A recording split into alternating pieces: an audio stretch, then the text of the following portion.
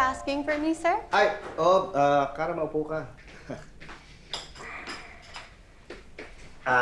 Nag-uusap kasi kami ng daddy mo. At You're checking on me again? I have my reasons. What reasons? Nabalitaan ko kung sino-sino doon naliligo sa'yo. Kung ngayon na-entertain mo. Huh?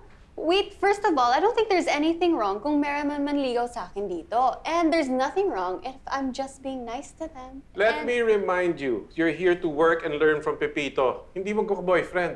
I'm not looking for a boyfriend. Oh my God, you're being so unfair, Dad. Sabi ko sa'yo, I know what I'm doing at hindi na ako bata. sandali, Mr. David. Parang tama naman si Kara. Wala namang masama kung may manligaw sa kanya. Lalo na kung maayos namang makiharap. See?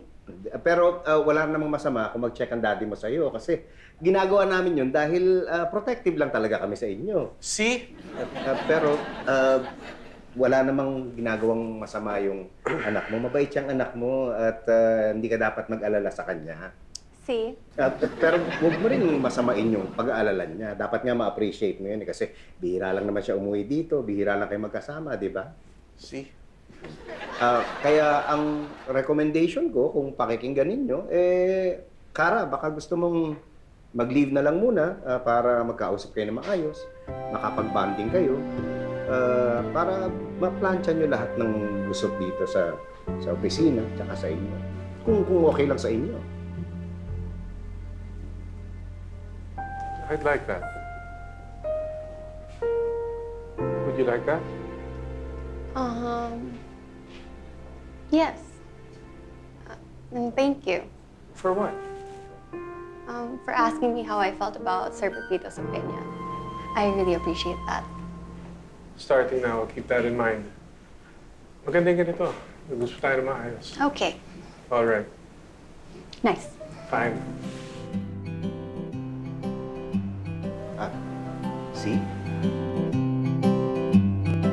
Oh, akala ko nakalib ka.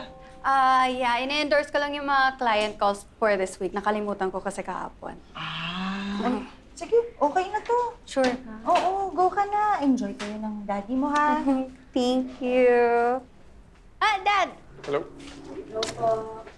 Are you ready? Yes, let's go.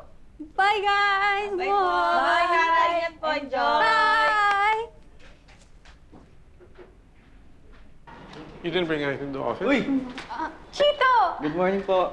Wait, this is my dad. Dad, this is Chito. Hello po. Yes, I'm familiar with him. I've seen him deliver here already. Look, it's not that I mind, pero mukhang close ko yung dalawa. Nililigawan mo na ba yung anak ko? Po? What? Dad, he's the son of Sir Pepito. Huh? Is it true? Yes po. Then why are you delivering burgers? Ano po kasi, isa po to sa mga trabaho ko. Gusto ko kasi marami akong ginagawa eh. Tumutugtog din po ako. I don't understand. Why don't you just work for Pepito? Ano po, minsan kapag kailangan po ni tatay, tinutulungan ko po siya. Gusto ko rin po kasi mag-aaral ng mga ibang negosyo. Yan. Yan ang sinasabi ko sa'yo. He's working and learning at the same time. Di ba, Iho? Po? Of course, opo. Oh, you're on the right track. Keep it up. I like this young man. Ganito, sa bahay mo na dadalawin si Kara. Mamaya, okay? What? Papadeliver tayo ng burgers sa kanya. Burger. Burger.